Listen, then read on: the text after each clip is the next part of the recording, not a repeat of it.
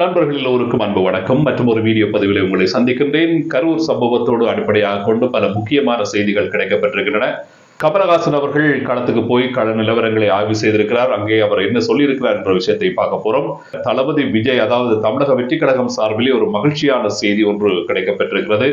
தளபதி விஜய் பாதிக்கப்பட்ட மக்களோடு நேரடியாக வீடியோ கால் மூலமாக கதைத்து பேசியிருக்கிறார். அதே போல பாஜக, திமுக மற்றும் டிவிகே இந்த மூன்று கட்சிகளை அடிப்படையாக கொண்டு முன்னெடுக்கப்பட்டு வருகின்ற அரசியல் சதுரங்க விளையாட்டு, இந்த விடயங்களை அடிப்படையாக கொண்டுதான் இந்த வீடியோ பதிவு உங்களோடு பேச போகிறது. Welcome to JC centre. நான் ஜெயா. வாங்க வீடியோக்குள்ள போகலாம்.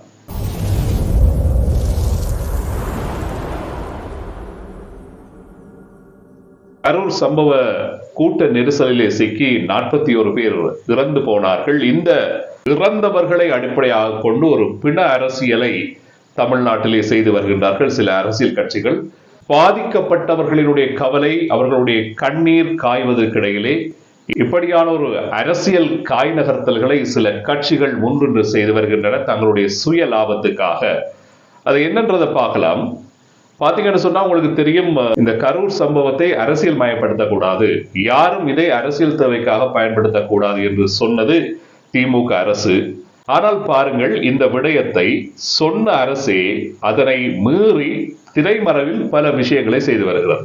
தங்களுடைய பினாமிகளை, தங்களுடைய ஊடகவியலாளர்கள், தங்களுக்கு சார்பான யூடியூபர்ஸ்கள், அதே போல தங்களுக்கு சார்பான கருத்துக்களை சொல்கின்றவர்கள் பலரை பயன்படுத்தி விஜய்க்கு எதிராக ஒரு பரப்புரையினை திரைமறைவிலே செய்து கொண்டிருக்கிறது திமுக அரசு. இது வெளிப்படையாக எல்லோருக்கும் தெரியும்.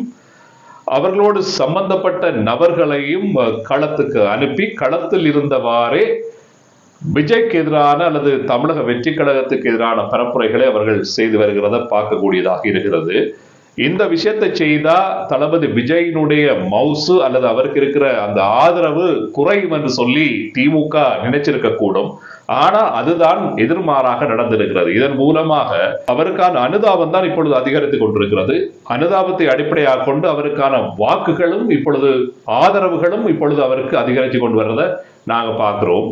திமுகவினுடைய சிந்தனை என்னன்னு சொன்னால், இப்படியான மிக முக்கியமான நபர்களை அந்த சம்பவத்தோடு களமிறக்கி பிரச்சாரங்களை செய்தால் தளபதி விஜய்க்கு ஒரு பயப்பீதி ஒன்று ஏற்படும் என்று சொல்லி நினைத்திருந்தார்கள். ஆதவ் அர்ஜுனா டெல்லி பயணமாகி விட்டார். அதே போல் புஷி ஆனந்த் எங்கேயே தெரியாது. இன்னும் ஒருத்தர் ராஜ்மோகன் போன் ஆஃப் பண்ணி போட்டு தண்டவாட்டுக்கு இருக்கிறார். இப்படி தளபதியோட பக்கபலமாக இரண்டாம் கட்ட தலைவர்களாக இருந்தவர்களில் வரும் தளபதியை தனியை விட்டு ஓடிவிட்டார்கள். அப்ப இதனால திமுக இப்படியான ஒரு தவறான பரப்புரையை செய்தால் தளபதி பயமடைந்தார் என்று சொன்னால் அவர் ஒதுங்குறதுக்கு வாய்ப்பு இருக்குது. தனியா இருக்கின்ற தளபதியை டார்கெட் பண்ணி இந்த பிரச்சனை சம்பந்தமான பிரச்சாரங்களை மேற்கொண்டால் தளபதி அவர்கள் பீதி அடைவார். பீதி அடைந்தால் அவர் எடுக்கிற முடிவுகள் தவறாக அமையும் என்று எதிர்பார்க்கப்பட்டது. ஆனால் அவர் இப்பொழுது பிஜேபி பக்கம் சாய்ந்து விட்டார்.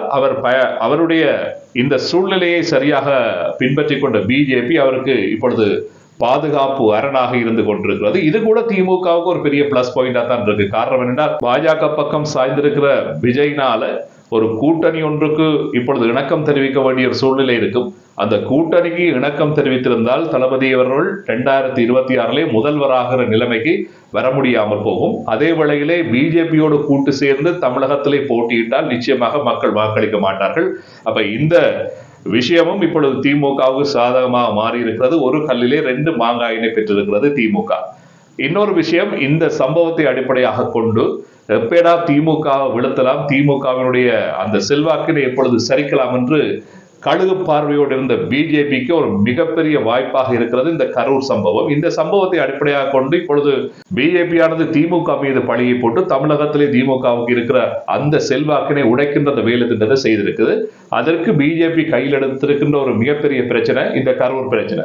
இந்த பிரச்சனையுடைய உண்மையை கண்டறிவதற்காக திமுக அரசு ஓய்வு பெற்ற நீதியரசர் அருணா ஜெகதீசன் அவர்களுடைய தலைமையிலே ஒரு குழு ஒன்றை அமைத்திருக்கிறது.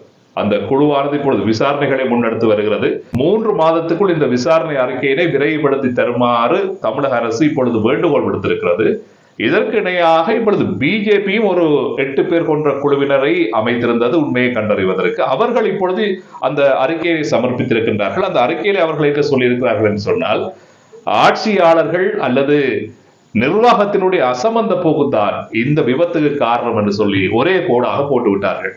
அப்ப உங்களுக்கு விளங்கும், இந்த தீர்ப்பு அல்லது இந்த அறிக்கை என்பது விஜய்க்கு சார்பாகவும் திமுகவுக்கு எதிராகவும் வந்திருக்கிறது. அப்ப உங்களுக்கு சாதாரணமாக புரிந்து கொள்ளக்கூடியதாக இருக்கும், திமுக நியமித்திருக்கிற அந்த விசாரணை ஆணையம் எப்படியான ஒரு தீர்வை கொண்டு வரும் என்று. அது நிச்சயமாக திமுகவுக்கு ஆதரவாகவும் விஜய்க்கு எதிராகவும் அந்த விசாரணை கமிஷன் தங்களுடைய அறிக்கையை சமர்ப்பிக்க போகிறது என்பதுல மாற்று கருத்துக்கு இடமில்லை. அப்ப பாத்தீங்கன்னா இதுல உண்மையை கண்டறிகிறது மக்கள், பாதிக்கப்பட்ட மக்களுக்கு நீதியை பெற்றுக் கொடுப்பது என்பதற்கு அப்பாலே இரண்டு கட்சிகள் தங்களுக்குள்ளேயே மோதிக்கொண்டு ஒரு குழப்ப நிலையை உருவாக்கி இந்த பிரச்சனையை ஏதோ ஒரு பக்கத்துக்கு திசை திருப்பி பாதிக்கப்பட்ட மக்களுக்கு நீதியை பெற்றுக் கொடுப்பதற்கு ஒரு பெரிய சவாலை உருவாக்கக்கூடிய ஒரு வேலை திட்டத்தில் தான் இந்த கட்சிகள் எல்லாம் உறங்கி இருக்கிறது. ஆகவே பிஜேபி, திமுக, டிவிகே இந்த மூன்று கட்சிகளினுடைய முக்கோண பயணத்துல மீளவும் பாதிக்கப்பட போறது அந்த கரூர் மக்கள் தான் என்றதுல மாற்று கருத்துக்கே இடமில்லை. இந்த சம்பவத்தை விசாரணை செய்வதற்கு சிபிஐ தேவை என்று சொல்லி தமிழக வெற்றி கழகம் ஒரு கோரிக்கையை முன்வைத்திருந்தது. ஆனால் அந்த விஷயத்தை தமிழகத்தில் இருக்கிற நீதிமன்றங்கள் மறுதளித்திருந்தன. ஆனால் அந்த விசாரணை இப்பொழுது மேன்முறையீடு செய்யப்பட்டது. உச்ச நீதிமன்றத்துக்கு அந்த விசாரணை போனதும் இப்பொழுது அவர்கள் இந்த வழக்கினை, இந்த மனுவினை ஏற்றுக்கொண்டிருக்கின்றார்கள். விசாரிக்கலாம் அல்லது சிபிஐயை அமைக்கலாம் என்ற மாதிரியான ஒரு பச்சை கொடியினை காட்டியிருக்கிறார்கள். ஆனால் இதிலையும் கூட இந்த வழக்கு விசாரணையை மேற்கொள்வதில் தமிழக வெற்றி கழகத்தை சார்ந்தவர்கள் எவருமே இதில் ஈடுபடவில்லை. தளபதி விஜயோ அல்லது இரண்டாம் கட்ட உறுப்பினர்களோ அல்லது தலைவர்களோ யாருமே இதை செய்யவில்லை. இந்த விஷயத்தை செய்து கொடுத்ததே பிஜேபி தான். பிஜேபி சமர்ப்பித்ததாலோ என்னவோ தெரியல, இந்த விஷயத்தை இப்பொழுது கவனத்துக்கு எடுத்துக் கொள்ளலாம் என்று சொல்லி உச்ச நீதிமன்றம் தீர்மானித்திருக்கிறது. பார்க்கலாம் சிபிஐ அமைக்கப்படுமா இல்லையான்னு சொல்லி.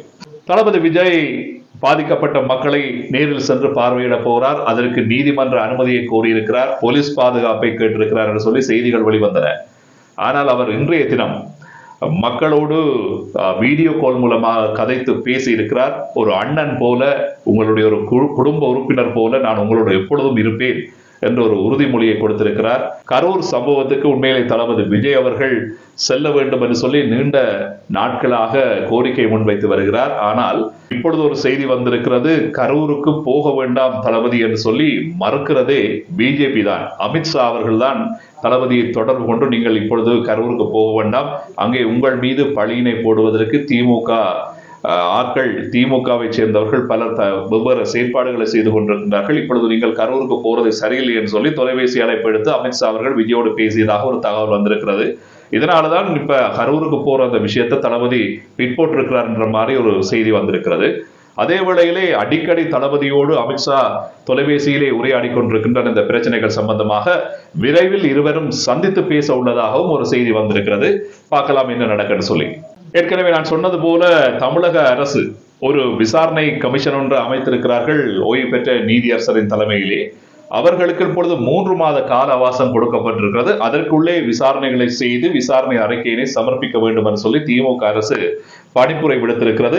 பார்க்கலாம், இவர்கள் களத்துக்கு போய் பாதிக்கப்பட்ட மக்களை நேரடியாக சந்தித்து சாட்சியங்களை பதிவு செய்து இந்த விசாரணை அறிக்கைகளை முன்னெடுத்து யார் மீது தவறு இருக்கிறது, யார் மீது பிழை இருக்கிறது என்பதை பற்றி மக்களுக்கு தெளிவுபடுத்த போகின்றார்கள். பிஜேபி அமைத்த அந்த விசாரணை குழுவானது திமுகவுக்கு எதிராகவும் விஜய்க்கு சார்பாகவும் அமைந்திருந்தது. இது எப்படி அமையும் என்றதை நாங்கள் பொறுத்திருந்து பார்க்கலாம். அதே நேரத்தில் பாதிக்கப்பட்ட மக்களை பலரும் இப்பொழுது சென்று பார்த்துக் கொண்டிருக்கின்றார்கள். இன்றைய தினம் கமலஹாசன் அவர்கள் போய் அந்த களத்திலே மக்களோடு மக்களால் நின்று கதைத்து பேசியதை பார்க்கக்கூடியதாக இருக்கிறது. உங்களுக்கு தெரியும், அவர் யார் சார்பில் அங்கே பயணமாக இருப்பார் என்று சொல்லி அங்கு போய் தளபதி விஜய்க்கு எதிராக தளபதி விஜய் மன்னிப்பு கோர வேண்டும், இந்த சம்பவத்துக்கு அவர் பொறுப்பேற்க வேண்டும். அதே போல செந்தில் பாலாஜி இந்த சந்தர்ப்பத்திலே இந்த இடத்துக்கு ஏன் வந்தார், எப்படி வந்தார், என்னத்துக்காக வந்தார் என்ற கேள்விகளை நாங்கள் கேட்பதற்கு பதிலாக அவர் அந்த சந்தர்ப்பத்துக்கு வந்திருக்கிறாரே என்று சொல்லி நாங்கள் மகிழ்ச்சி அடைய வேண்டும் என்று சொல்லி திமுகவுக்கு ஆதரமாக இந்த சம்பவத்திலே அவர் கருத்துக்களை கூறியிருப்பது இங்கே குறிப்பிடத்தக்கது. இன்னொரு விஷயத்தை பார்த்துடலாம். தளபதி விஜய் இந்த சம்பவத்துக்கு பிறகு தன்னை விட்டு பலர் மூடி விட்டார்கள், தன்னை தனியே விட்டு விட்டார்கள் என்று சொல்லி பயங்கரமான கவலையில் இருக்கிறார். இதற்கு பிறகு அவர் 2ஆம் கட்ட தலைவர்கள் எல்லோரையும் பதவி நீக்கம் செய்வதற்கான வேலை திட்டத்தில் இறங்கி இருப்பதாக சொல்லப்படுகிறது. அது புசி ஆனந்தா இருந்தாலும் சரி, ஆதவ் அர்ஜுனாவா இருந்தாலும் சரி, எவராக இருந்தாலும் சரி, அவருக்கு நிறைய பேர் ஆலோசனை சொல்லியிருக்கிறார்கள். விஜயனுடைய ஆதரவாளர்கள், அது மட்டுமில்லாமல் விஜயனுடைய அன்புக்கு பாத்திரமானவர்கள், நெருக்கமானவர்கள் நிறைய பேர் சொல்லியிருக்கின்றார்கள். இந்த 2ஆம் கட்ட தலைமைத்துவத்தில் இருக்கிறவர்கள் எல்லோரையும் பதவி நீக்கம் செய்ய வேண்டும் என்று சொல்லி இப்பொழுது விஜயும் எந்த பிரச்சனை வந்தாலும் பரவாயில்லை, இவர்கள் எல்லோரையும் பதவி நீக்கம் செய்து விட்டு புதியவர்களை, விசுவாசம் உள்ளவர்களை அந்த பதவியிலே போடுவதற்கு இப்பொழுது தீர்மானித்திருக்கிறார் என்ற ஒரு செய்தியும் வந்திருக்கிறது. அதே போல இனிமேல் தேர்தல் பிரச்சாரங்கள், தேர்தல் பரப்புரை கூட்டங்களுக்கு போனால் இது போன்ற விபத்துகள், இது போன்ற அனர்த்தங்களை இல்லாமல் செய்வதற்காக இப்பொழுது தொண்டர் படையணி என்ற ஒரு படையணியை உருவாக்கப் போகின்றார் தளபதி. தன்னுடைய தொண்டர்கள் அல்லது தன்னுடைய விசுவாசிகளை அடிப்படையாக கொண்டு இந்த படையணியை உருவாக்குவதன் ஊடாக இந்த கூட்ட நெரிசல், இப்படியான சிக்கல்கள் இனிமேல் எதிர்காலத்தில் நிகழாமல் இருப்பதற்கான ஒரு செயல் திட்டத்தை முன்னெடுக்க போகின்றார் தளபதி என்ற ஒரு செய்தியை பார்க்கக்கூடியதாக இருக்கிறது. எனவே நண்பர்களே, இவைதான் கரூர் சம்பவம் தொடர்பில் பேசப்பட்டிருக்கின்ற அல்லது ஊடகங்களில் வந்த மிக முக்கியமான செய்திகளாக இருக்கின்றன. இந்த செய்திகளை பற்றி உங்களுடைய கருத்துக்களை கமெண்ட்ல பதிவு செய்யுங்க. வீடியோ பிடிச்சிருந்தா லைக் பண்ணுங்க. மற்றும் ஒரு வீடியோல விரைவில் உங்களை சந்திக்கிறேன். நன்றி, வணக்கம்.